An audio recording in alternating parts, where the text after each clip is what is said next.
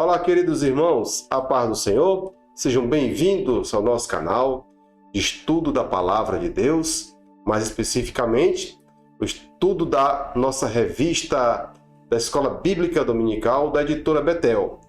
Com muita alegria, estamos chegando mais um final da nossa jornada de um trimestre. Estudamos nesse trimestre sobre os profetas menores. Foram 3 lições maravilhosas que já estão em nosso canal para você acessar a hora que quiser e ser edificado com a palavra de Deus.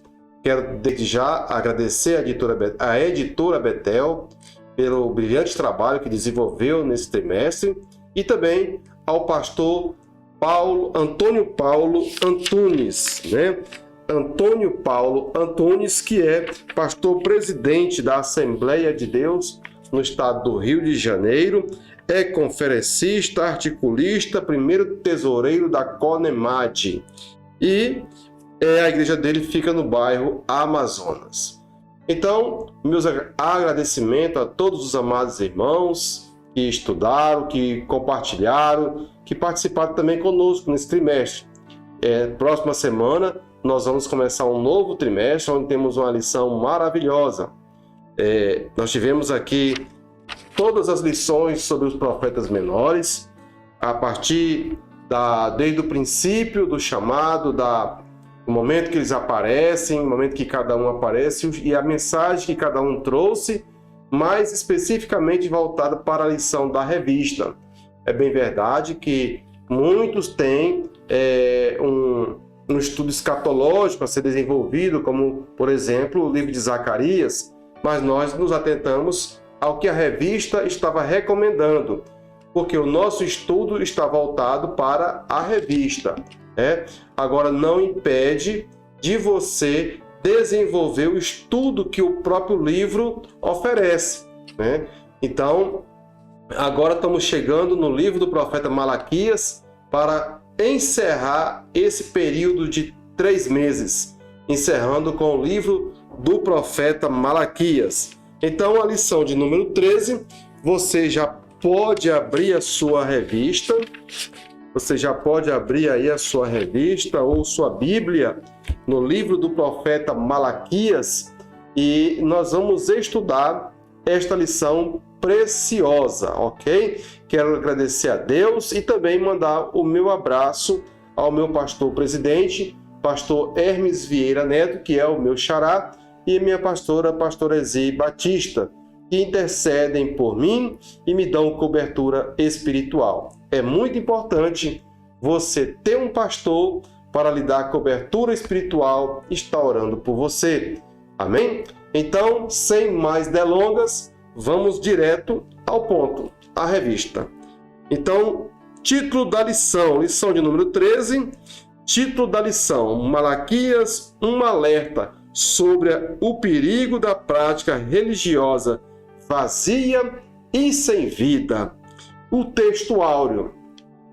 Então vereis outra vez a diferença entre o justo e o ímpio, entre o que serve a Deus e o que não serve a Deus. Malaquias 3,18. Verdade aplicada. É preciso permanente vigilância e andar em espírito para o discípulo de Cristo não se tornar frio, indiferente, superficial e relaxado na vida de adoração. Agora vamos para nossos objetivos da lição. Todo bom professor usa os objetivos da lição e não sai do objetivo, que é para ele alcançar êxito, sucesso na sua ministração. Vamos lá. Apresentar o cenário do profeta Malaquias, falar acerca das ofertas contaminadas, extrair lições do livro do profeta Malaquias para hoje. Então, são os 3 verbos: apresentar, falar e extrair. Texto de referência, Malaquias capítulo 1, versículo 1. Peso da palavra do Senhor contra Israel pelo ministério de Malaquias. Malaquias capítulo 3, versículo 1. Eis que eu envio o meu anjo que preparará o caminho diante de mim, e de repente virá ao seu tempo o Senhor, a quem vós buscais, o anjo do concerto, a quem vós desejais. E eis que vem, diz o Senhor dos exércitos, porque eu, o Senhor, não mudo, por isso vós, ó filhos de Jacó, não sois contaminados. Malaquias capítulo 4. E converterá o coração dos pais aos filhos, e o coração dos filhos a seus pais, para que eu não venha e fira a terra com maldição. Virando a página, você vai encontrar aqui logo de início a introdução, que diz o seguinte: Malaquias é o último profeta do Antigo Testamento, e sua mensagem é sobre arrependimento e juízo, mas também é uma mensagem de esperança, restauração e salvação. Ok? Então vamos lá. Cenário do profeta Malaquias. Eu fiz aqui um slide, vamos ver como é que fica aqui. O cenário. No tempo de Malaquias, os judeus já haviam voltado da Babilônia há cerca de 100 anos e estavam curados da idolatria, mas indiferente à casa de Deus. Curados, entre aspas. Por quê? Porque eles voltaram da Babilônia, alguns resolveram ficar na Babilônia, os que vieram da Babilônia tiveram muitas dificuldades de adaptação, apesar do amor pela sua terra, pela sua pátria, mas eles estavam em um estado de,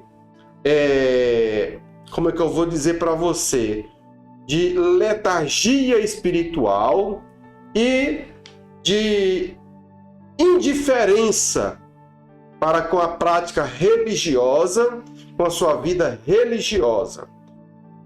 Eles não estavam ricos, não eram muitos ricos, não havia muitos ricos, porque os mais abastados decidiram ficar na Babilônia, mas o pouco que veio com o coração, digamos assim, pela a palavra que Malaquias traz, você vê que eles voltaram com um coração pesado.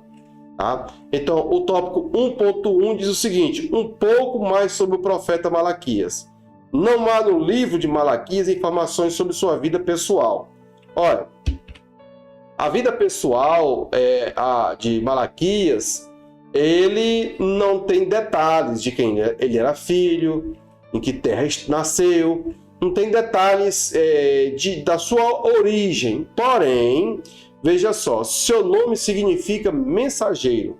O nome desse último profeta do Antigo Testamento tem sido alvo de discussões. Muitos estudiosos sugerem que se trata apenas do título de um profeta anônimo, outros dizem que é de fato um nome próprio. Sim, já houve muitas discussões a respeito do nome e da pessoa do profeta Malaquias. Por quê? Porque era comum dos profetas eles utilizarem o nome mensageiro do Senhor, servo do Senhor. Então, o significado do nome Malaquias é servo do Senhor, ou mensageiro do Senhor. Então, ao longo dos séculos, houve essas discussões. Porém, nós vamos ficar com a teologia pentecostal, que concorda que Malaquias não é um anjo que desceu do céu para pregar a palavra, que concorda também que Malaquias é um nome próprio e o nome de uma pessoa, e essa pessoa existiu, e concorda também que o profeta Malaquias veio junto com o povo que veio da Babilônia, e que ele aparece logo após Neemias, e que ele não é o próprio Neemias, não é um codinome, mas que ele é uma pessoa, um profeta, ok? Então vamos lá. A mensagem do profeta Malaquias. A mensagem de Malaquias é uma sentença de fardo, um peso. Não é uma mensagem consoladora mas de profundo confronto e censura. Esta mensagem... Vamos fazer o seguinte, vamos abrir aqui no livro do profeta Malaquias, no capítulo de número 1. O profeta Malaquias é um dos livros mais fáceis de encontrar na Bíblia, né?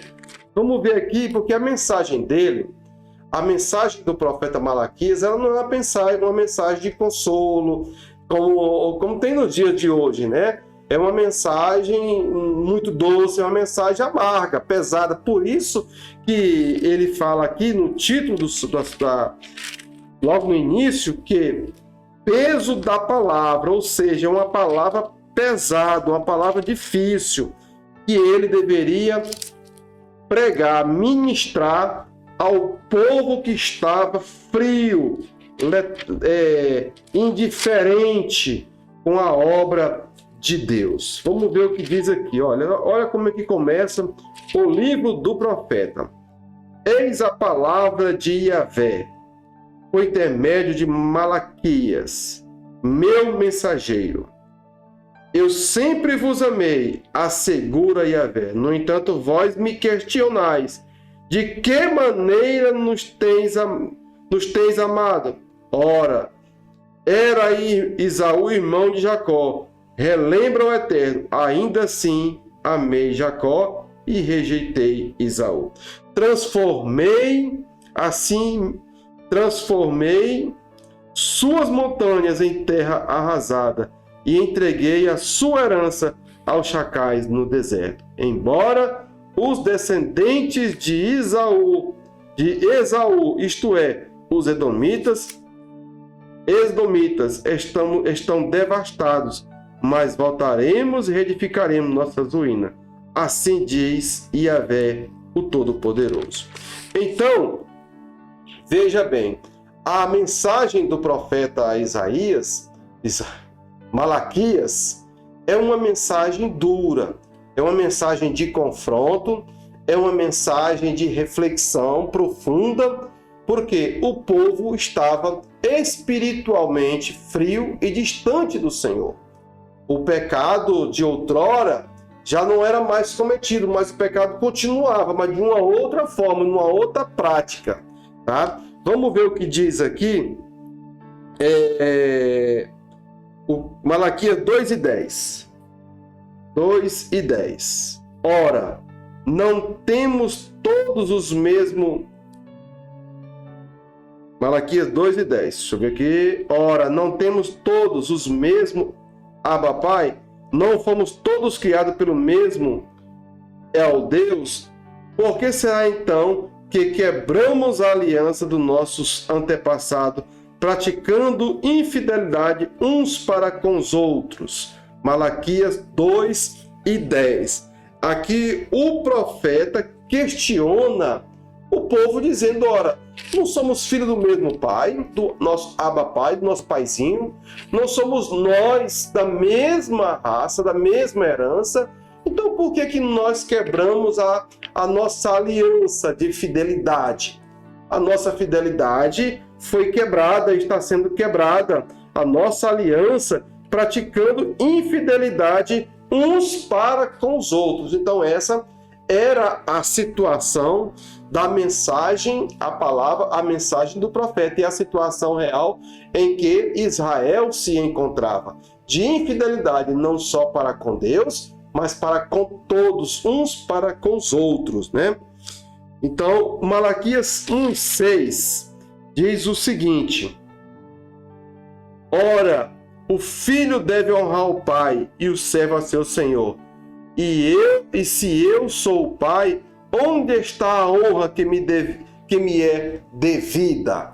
Então, veja que a mensagem é uma mensagem de cobrança, é uma mensagem de edificação, porém de cobrança. Deus cobrando a fidelidade do seu povo e mostrando o seu lado bondoso e misericordioso.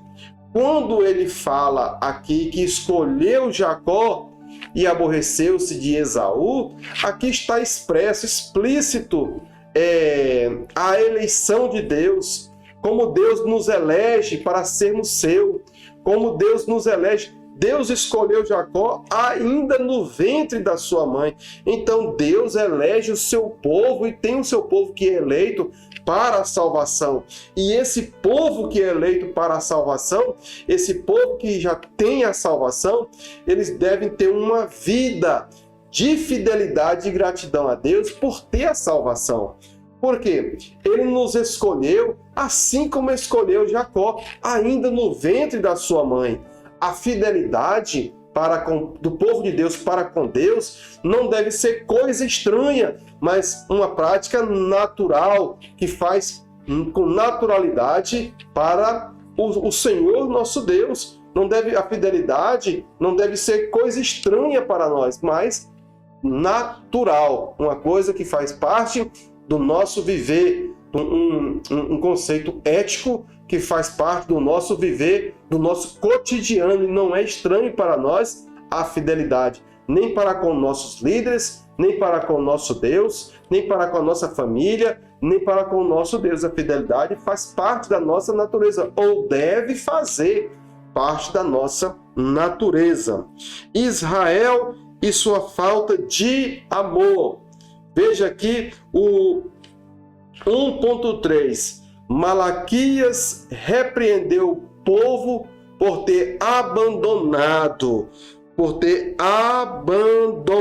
a lei de Deus, chamando-os de volta a um relacionamento genuíno com Ele, e também tentando avivar um espírito nacional. Ou seja, o povo, a nação inteira, havia abandonado o relacionamento com Deus.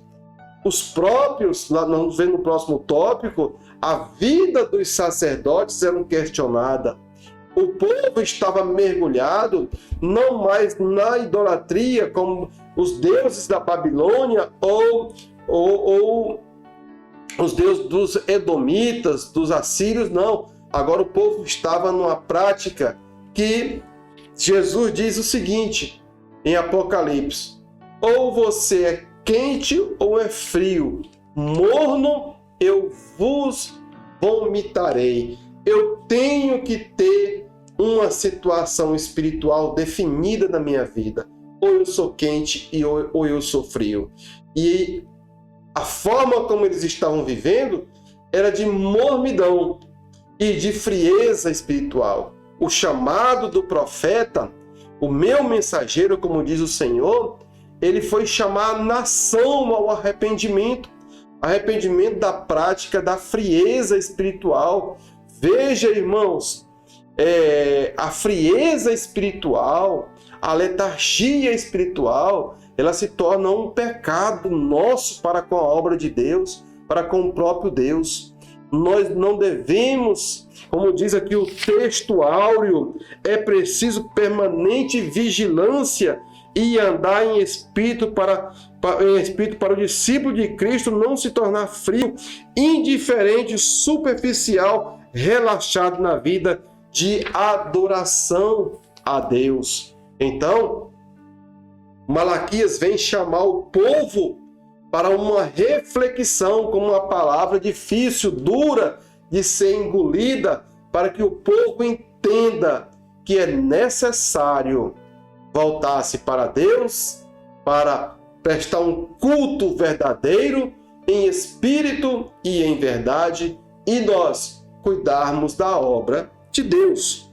Então, o cenário que eles estavam vivendo era esse cenário de frieza e letargia espiritual. Tá ok? Vamos agora para o nosso tópico de número 2. Ofertas contaminadas. Veja só. Malaquias denuncia a oferta que trazia para o sacrifício como uma expiação pelo pecado. Está em Malaquias 1:8. Quando ofereceis em sacrifício um animal cego, isto não é errado?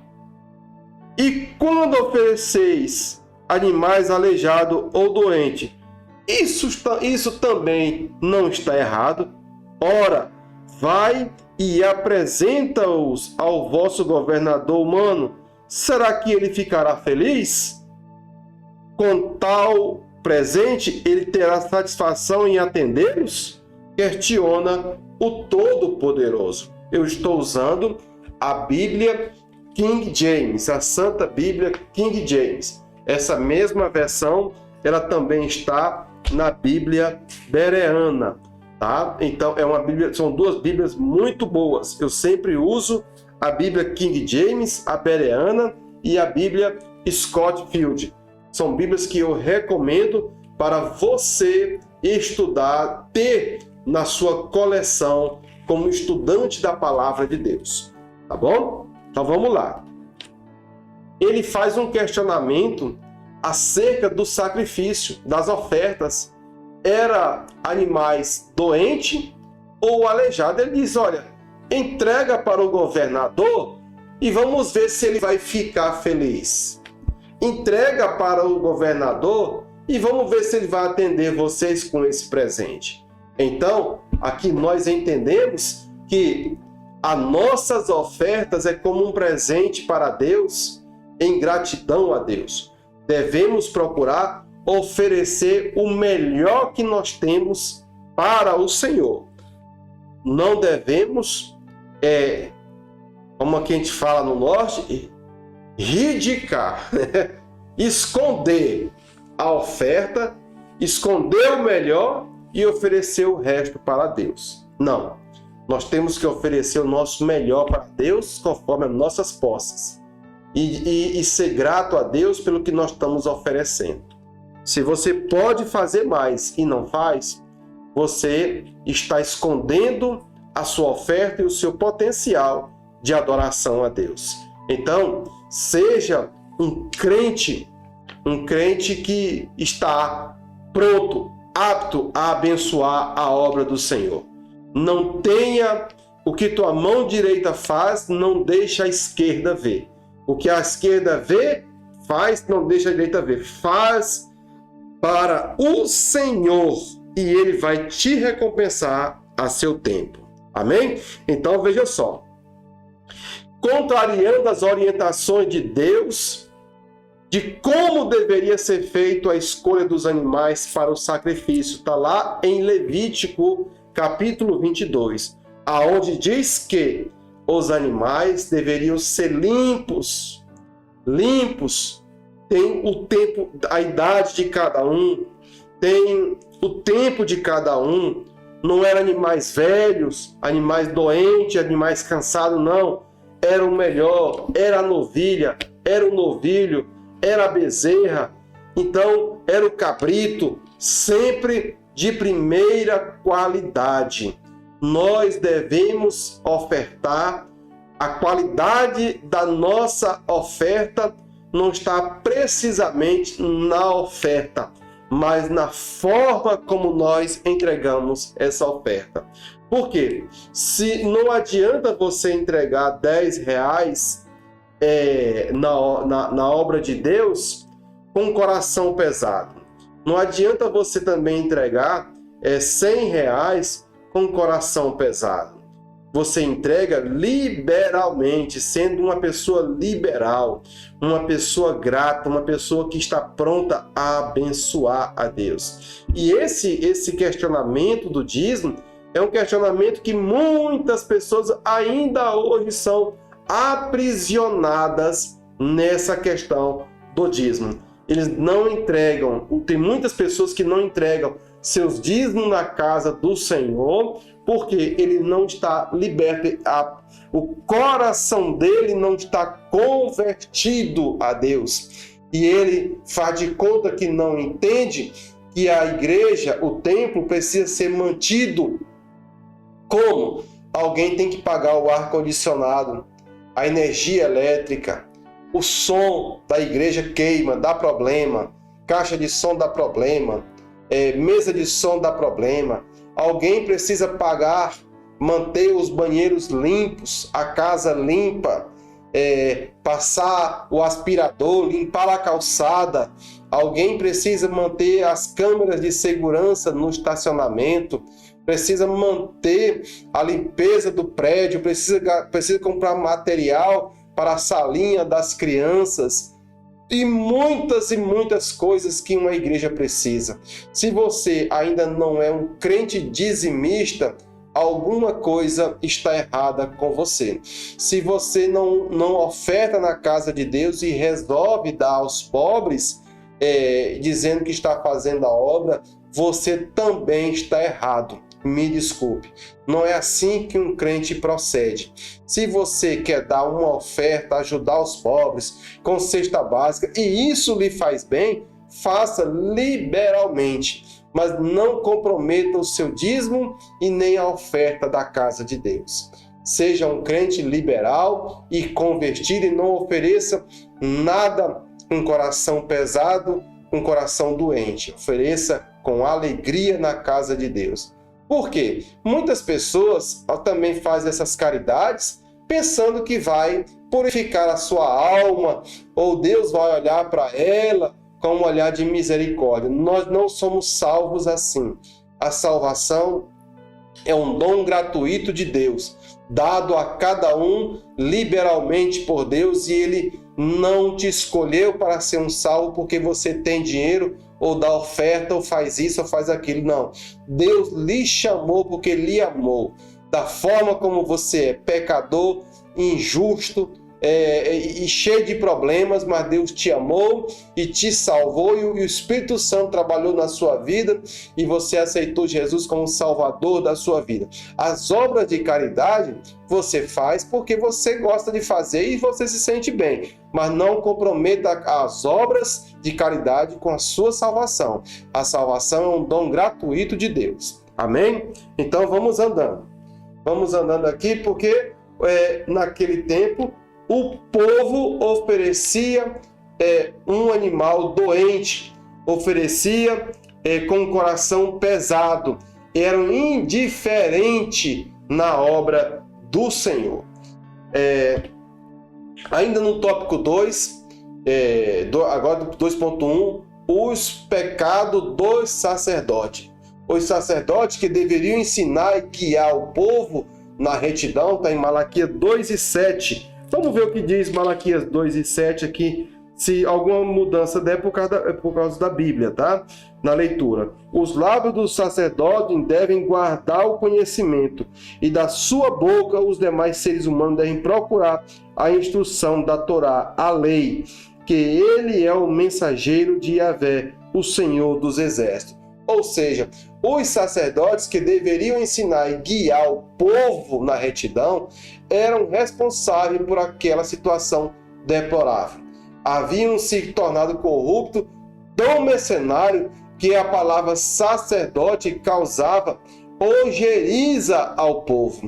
E essa situação ela vai se estender até o início do ministério de Jesus Cristo.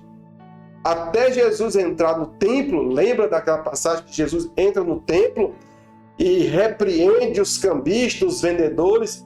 Essa prática já tinha mais de 400 anos de prática, de vender, de escolher as ofertas, de aceitar a oferta do rico e não do pobre, de vender os animais melhores, de oferecer animal doente para o pobre. A corrupção estava no auge tão grande que Jesus pega um cipó, um azorrague, um chicote e sai espantando tudo quanto é cambista que tinha ali no templo. Então, os sacerdotes, que eram os primeiros a instruir o povo, eram os primeiros a direcionar-se para a corrupção, para a degeneração do caráter, da moral, da decência, dos bons costumes. Por quê? Porque a Bíblia já diz o seguinte, que nos últimos dias os homens serão mais amantes de si do que de Deus. E isso também se aplica a essa passagem. Não é de hoje esse negócio. Quando você vê aí algum pastor, aí, algum apóstolo dando escândalo, é por causa disso. Porque são mais amantes de si do que de Deus. Quando você vê algum cantor gospel dando escândalo, aderindo à homossexualidade e a outras coisas nojentas e nocivas, não estranhem, é porque são mais amantes de si do que de Deus. E eles precisam reconhecer o Salvador Jesus Cristo e conhecer de fato. Então, como diz aqui, eles se tornaram mercenários, que a palavra sacerdote era motivo de desprezo. Mas aí aparece o mensageiro do Senhor, Malaquias, para o quê?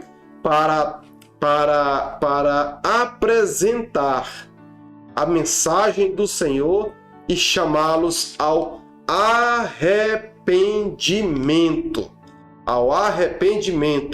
E converter-se dos seus caminhos e voltassem para Deus. Tá ok? Então, andando aqui, o dia vindouro do Senhor. Agora aqui, nós precisamos gastar um pouco mais de tempo, tá? Está no 2.3. Fala assim: a derradeira profecia do Antigo Testamento proclama uma palavra de esperança para o futuro dos crentes em Jesus, de todos os povos, nações e culturas. Aí eu vou marcar aqui a minha revista, porque eu rabisco minha revista toda. Prediz o retorno de Elias, que foi levado vivo ao céu. Jesus indicou João Batista como Elias, que anunciou o Messias. Está em Mateus 17, do 10 ao 13. Vamos ver aqui o que diz Mateus 17.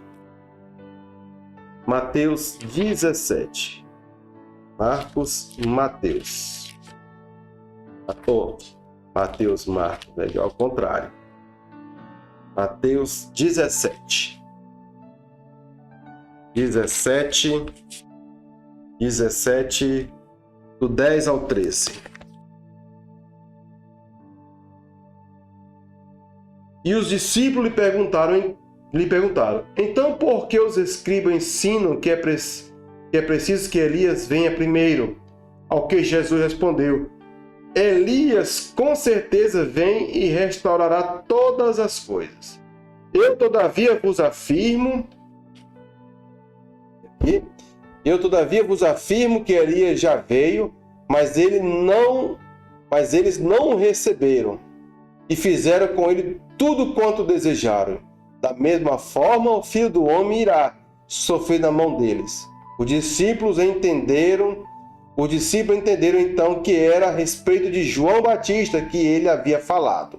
Então, veja só, Jesus, já aqui falando da vinda do dia vindouro do Senhor, Jesus aponta Elias como sendo, aqui João Batista como sendo Elias, que veio preparar o caminho do Senhor e os homens não o receberam.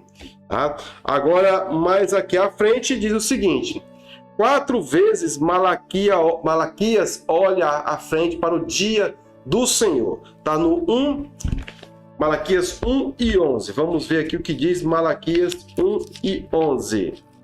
Vamos ver as referências. É muito importante porque são assuntos escatológicos que a gente dá uma rápida pincelada para não fugir do objetivo da revista, do tópico do segundo objetivo. Que aqui no segundo objetivo é o quê? Falar acerca das ofertas contaminadas. Ainda estou no segundo objetivo. Malaquias 1 e 11. 1 e 11. Sim, Judá tem sido infiel. Uma atitude repugnante foi cometida em Israel. E em Jerusalém, Judá desonrou o templo de Yahvé. O Senhor ama homens. O Senhor desonraram o Senhor. Homens casaram-se com mulheres que cultuam deuses estrangeiros. Ou seja, agora a prática deles era casar-se com as mulheres vizinhas, as estrangeiras. E eles divorciavam ou abandonavam as suas esposas e davam-lhe carta de divórcio para casar-se com as mulheres estrangeiras. Por isso que Jesus falou que não era lícito lhe dar carta de divórcio. Por quê? Porque essa prática que começou aqui na palavra, na denúncia de Malaquias, ela se estendeu até os dias de Jesus Cristo. E os homens davam carta de divórcio às suas mulheres sem motivo algum aparente para se casarem com mulheres estrangeiras, né? E assim gerava cada vez mais mulheres abandonadas, né? Nas ruas e nas cidades em volta de Jerusalém, tá? 4 vezes Malaquias olha à frente para o dia do Senhor. Seria como uma fornalha ardente que consumiria os perversos, mas para os que temiam ao Senhor seria um dia de alegria. Ele fala aqui do sol da justiça. Ou seja, irmãos, o dia do Senhor virá. Para os que servem a Deus é um dia de alegria. O sol da justiça brilhará e então o justo será honrado e o justo estará no consolo do Pai para todo sempre. O dia do Senhor virá para os ímpios, para aqueles que cometem pecados e aborrecem a Deus de toda forma e de toda natureza. Aqui o pecado que Israel estava cometendo e aborrecendo a Deus era a frieza espiritual, a negação das ofertas, a negação dos dízimos e dando carta de divórcio às suas mulheres e casando-se com mulheres estrangeiras. Então, para Deus, esse dia virá, assim como veio para eles, também virá para nós nos tempos de hoje. A justiça de Deus virá para o justo e para os ímpios. E aí, como diz o versículo seguinte, e outra vez vereis a diferença entre o que serve a Deus e o que não serve a Deus, a do justo e a do ímpio. Ok? Então, vamos aqui andando que o tempo está passando. Tá? Então, o dia vindouro do Senhor. O Senhor virá e o Senhor não tardará. O cenário... Agora, no tópico de número 3, eu reservei, eu não fiz nenhum slide, porque no tópico de número 3, nós temos 3 perguntas muito fortes que nós devemos conversar aqui. Primeira pergunta. O livro do profeta Malaquias nos traz algum conforto? Segunda pergunta. Como é o verdadeiro culto? Aliás, essa é a terceira. Segunda pergunta. Vale a pena servir a Deus? Terceira pergunta. Como é o verdadeiro culto? Ora, Malaquias encerra sua mensagem falando da diferença entre o justo e o injusto. Vamos ver o que diz Malaquias 3:8. 3:8. Veja bem. Pode um ser humano roubar algo de Deus? No entanto, estais me roubando e ainda ousam questionar. Como é que te roubamos? Ora, nos dízimos e nas ofertas. 3:18.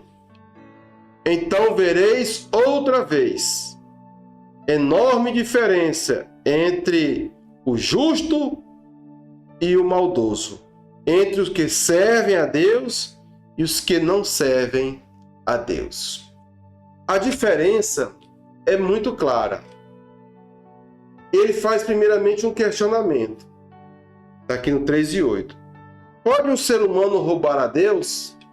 Você que está me ouvindo, como nós roubamos a Deus? É possível alguém roubar a Deus?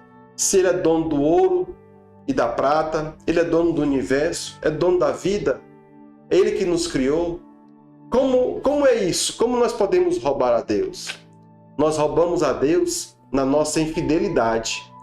A nossa infidelidade é um verdadeiro furto, é um verdadeiro roubo a Deus. A maneira como Deus se sente defraudado é na nossa infidelidade. A infidelidade, ela causa tristeza ao Espírito Santo. A infidelidade a Deus é um verdadeiro roubo. Quem não dá conta de ser fiel a Deus, nem nas mínimas coisas, como será fiel a uma outra pessoa? O questionamento que ele faz aqui é: pode alguém me roubar? E ele responde, e o povo pergunta: em que nós estamos te roubando? Malaquias falou nas ruas de Jerusalém: vós estáis roubando ao Senhor, vós estáis roubando ao Senhor, a casa do Senhor está abandonada, o sacerdote está contaminado, precisamos nos arrepender, vós roubais o Senhor. E aí alguém pergunta: em que nós te roubamos? E ele diz: roubais, 3:8. Ora, nos dízimos e nas ofertas é no que vocês têm me roubado. Você tem roubado a Deus na sua infidelidade. Não seja infiel ao Senhor. Aí no 3:18 o profeta responde mais uma vez: Então, vereis outra vez a enorme diferença entre o justo e o maldoso, entre o ímpio. Onde é que está a diferença? Na fidelidade. Na fidelidade. Entre o que serve a Deus e o que não serve a Deus. Muitas pessoas vão à igreja porque não tem opção. Ele tem medo de ir para um mundo, para um boteco, para um brega, para uma boca de fumo. Ele tem medo, então ele vai para a igreja. Mas o coração dele não está na igreja. Ele chega dentro da igreja, o celular dele não sossega dentro do bolso. É o tempo todinho se comunicando com o mundo lá fora.